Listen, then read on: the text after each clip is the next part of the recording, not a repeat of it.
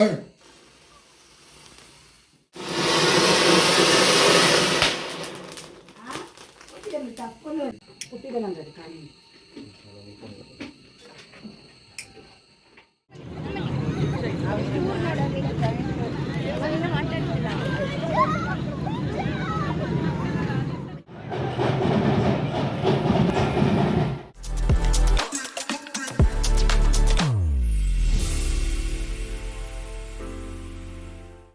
Welcome back to my new journey channel. ಎಲ್ಲರೂ ಚೆನ್ನಾಗಿದ್ದೀರಾ ಅನ್ಕೊಳ್ತಾ ಇದ್ದೀನಿ.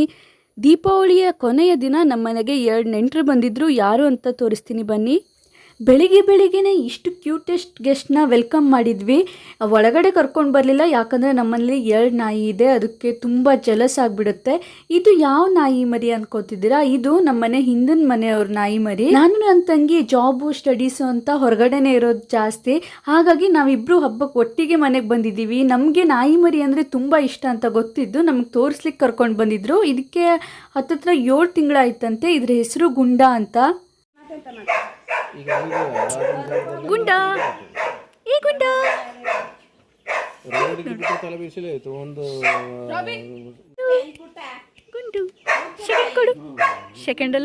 ಸಡನ್ ಆಗಿ ನನ್ನ ಬರ್ಡೇ ಬಂದ್ಬಿಟ್ಟಿದೆ ಅನ್ಕೊಂಡೆ. ನೋಡಿದ್ರೆ ಚಿಟ್ಟೆ ಅಷ್ಟು ದೊಡ್ಡದಾಗಿತ್ತು, ಆ ಹೂಕ್ಕಿಂತ ದೊಡ್ಡದಾಗಿದೆ. ಈ ಕಾಲದಲ್ಲಿ ಈ ಥರ ಚಿಟ್ಟೆ ನೋಡೋಕೆ ಸಿಗೋದೇ ಅಪರೂಪ. ಕಲರ್ ಕಾಂಬಿನೇಷನ್ ಅಂತೂ ಭಾರಿ ಇತ್ತು, ಯೆಲ್ಲೋ ಆ್ಯಂಡ್ ಬ್ಲ್ಯಾಕ್ ಕಾಂಬಿನೇಷನ್ನು. ಅದಾದಮೇಲೆ ಊಟ ಮುಗಿಸಿ ನಾವು ಮಾರ್ಕೆಟ್ ಕಡೆ ಹೊರಟ್ವಿ. ಪ್ರತಿ ವರ್ಷ ದೀಪಾವಳಿಗೆ ಹೊಸ ವೇಷ ಧರಿಸ್ಕೊಂಡು ರೋಡಲ್ಲಿ ರ್ಯಾಲಿ ಥರ ಮಾಡ್ತಾರಂತೆ.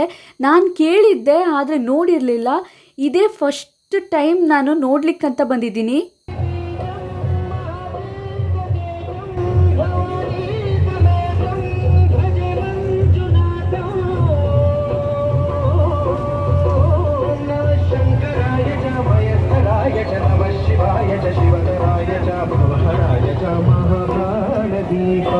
ಶಿವಂ ಶಿವಂ ಭಜೆ ಮಂಜುನಾಥಂ ಶಿವಂ.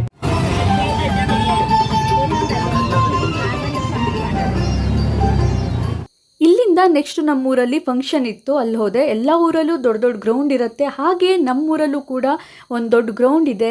ವರ್ಷಕ್ಕೆ 3-4 ಬಾರಿ ಅಲ್ಲಿ ಡಿಫ್ರೆಂಟ್ ಆಗಿ ಫಂಕ್ಷನ್ ಮಾಡ್ತಾರೆ. ಅದು ನಮ್ಮೂರಿನ ಹೆಸರಲ್ಲೇ ಆಗಿರುತ್ತೆ. ಕುಮಟಾ ವೈಭವ, ಕುಮಟಾ ಉತ್ಸವ ಆ ಥರ ಹೆಸರಲ್ಲಿ. ಯಾರು ಸೆಲೆಬ್ರಿಟೀಸ್ ಇರ್ತಾರೋ ಟ್ರೆಂಡಿಂಗಲ್ಲಿ ಅವರನ್ನು ಕರೆಸಿ ಹಾಡಿರ್ಬೋದು, ಡ್ಯಾನ್ಸ್ ಇರ್ಬೋದು, ಇನ್ನಿತರ ಪ್ರೋಗ್ರಾಮನ್ನು ಅರೇಂಜ್ ಮಾಡಿಟ್ಕೊಂಡಿರ್ತಾರೆ.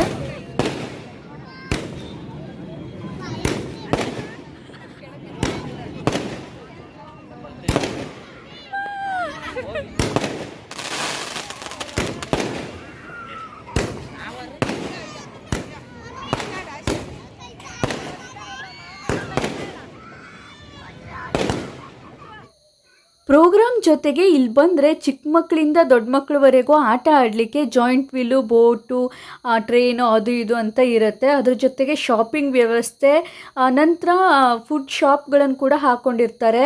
ಈ ಆಟ ಆಡೋದಕ್ಕಿಂತ ತಿನ್ನೋಕೆ ಬರೋದೇ ಜಾಸ್ತಿ, ಗೋಬಿ ಮಂಚೂರಿ, ಪಾನಿಪುರಿ ಅಂತ. ನಾನು ನನ್ನ ತಂಗಿ ಸೇರಿಕೊಂಡು ಈ ಬ್ರೆಸ್ಲೈಟ್ನ ಶಾಪ್ ಮಾಡಿದ್ವಿ.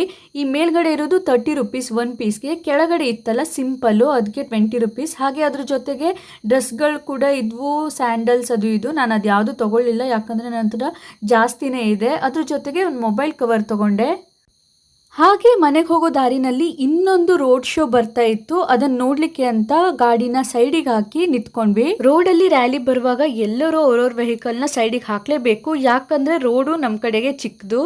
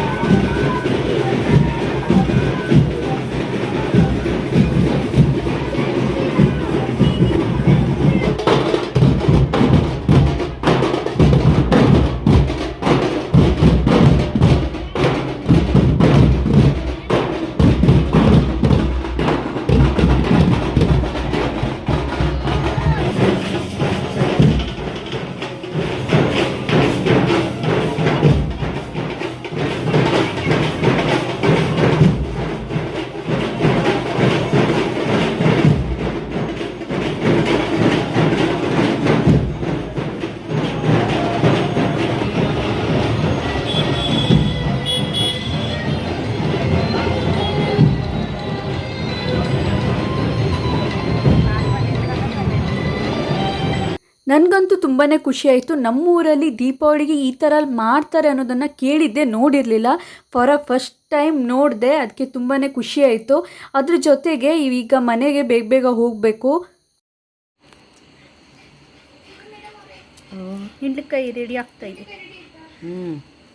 ರೆಡಿ ಆಗ್ತಾ ಇದೆ. ಮೇಣಬ ಇದು ಉಂಟ ನೋಡು, ಮತ್ತೊಂದು ಮಣ್ಣಿನ ಹಣ್ಣು ತೆಗೆದ್ರೆ ದೀಪಾವಳಿಯ ಲೈಟಿಂಗ್ಸ್, ಮೇಣಬತ್ತಿ ಮತ್ತು ಮಣ್ಣಿನ ದೀಪದ ಜೊತೆಗೆ ಇದೊಂದು ಸ್ಪೆಷಲ್ ದೀಪ ಅಂತಲೇ ಹೇಳ್ಬೋದು. ಹಿಂಡ್ಲಕಾಯಿ ಅಂತ ಇರುತ್ತೆ, ಅದನ್ನು ಮಧ್ಯ ಕಟ್ ಮಾಡಿ ಅದರಲ್ಲಿರೋ ಬೀಜನೆಲ್ಲ ನೀಟಾಗಿ ತೆಗೆದು ಅದ್ರ ಒಳಗಡೆ ಎಣ್ಣೆ ಹಾಕಿ ದೀಪ ಮಾಡುವಂಥದ್ದು. ನಾನು ನನ್ನ ತಂಗಿ ಹೊಸ ಡ್ರೆಸ್ ಹಾಕ್ಕೊಂಡು ರೆಡಿಯಾಗಿ ಬಂದಿದ್ವಿ. ಮಮ್ಮಿಗಂತೂ ಭಯ, ಹೊಸ ಡ್ರೆಸ್ ಹಾಕೊ ಬಂದಿದ್ದಾರೆ, ಅದರಲ್ಲೇ ಪಟಾಕಿ ಹೊಡಿತಾರಂತೆ, ಎಲ್ಲಿ ಏನಾದರೂ ದೀಪ ತಾಕ್ಸ್ಕೊಬಿಟ್ರೆ ಅಂತ. ಡ್ರೆಸ್ಸಿಗೆ ಏನಾದರೂ ಆದರೆ ಅಂತಲ್ಲ, ನಮಗೇನಾದರೂ ಆದರೆ ಅಂತ. ಯಾಕಂದರೆ ನಾನು ಸೀರೆ ಹಾಕ್ಕೊಂಡಿದ್ದೆ, ನಮ್ಮ ತಂಗಿ ಕುರ್ತಾ ಕೂಡ ಸ್ವಲ್ಪ ಲಾಂಗ್ ಆಗಿತ್ತು. ಮಮ್ಮಿ ಏನು ಸ್ಪೆಷಲ್ ದೀಪ ಮಾಡಿದ್ರು ಅದನ್ನು ಒಳಗಡೆ ದೇವ್ರ ಮುಂದೆ, ಹಾಗೆ ಬಾಗಿಲಿಗೆ, ತುಳಸಿ ಕಟ್ಟೆ ಮೇಲೆ, ಹಾಗೆ ಸ್ವಲ್ಪ ದೂರದಲ್ಲಿ ನಮ್ಮದೊಂದು ದೇವ್ರ ಮನೆ ಇದೆ, ಅಲ್ಲಿ ಇಟ್ವಿ.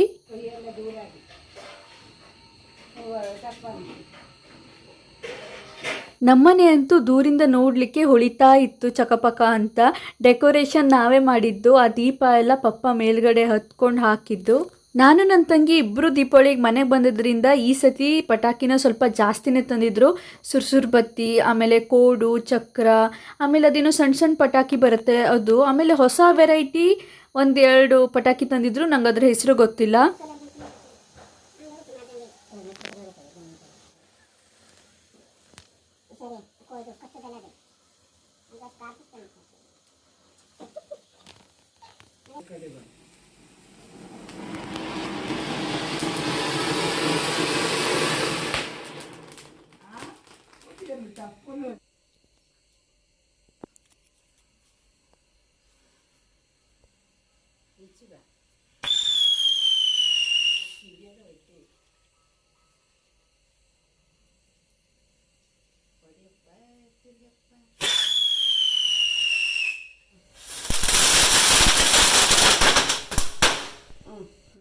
ಅಂತೂ ಇಂತೂ ಈ ವರ್ಷ ದೀಪಾವಳಿ ಹಬ್ಬ ಮುಗ್ದೇ ಹೋಯಿತು. ನಾನಂತೂ ಈ ವರ್ಷ ತುಂಬ ಜೋರಾಗಿ ಚೆನ್ನಾಗೇ ಆಚರಿಸಿದೆ. ನೀವೆಲ್ಲರೂ ಕೂಡ ಹೀಗೆ ಚೆನ್ನಾಗಿ ಆಚರಿಸಿರ್ತೀರಾ ಅನ್ಕೋತಾ ಇದ್ದೀನಿ. ನೆಕ್ಸ್ಟ್ ವಿಡಿಯೋದಲ್ಲಿ ಸಿಗ್ತೀನಿ. ಅಲ್ಲಿ ತನಕ ಬಾಯ್ ಬಾಯ್.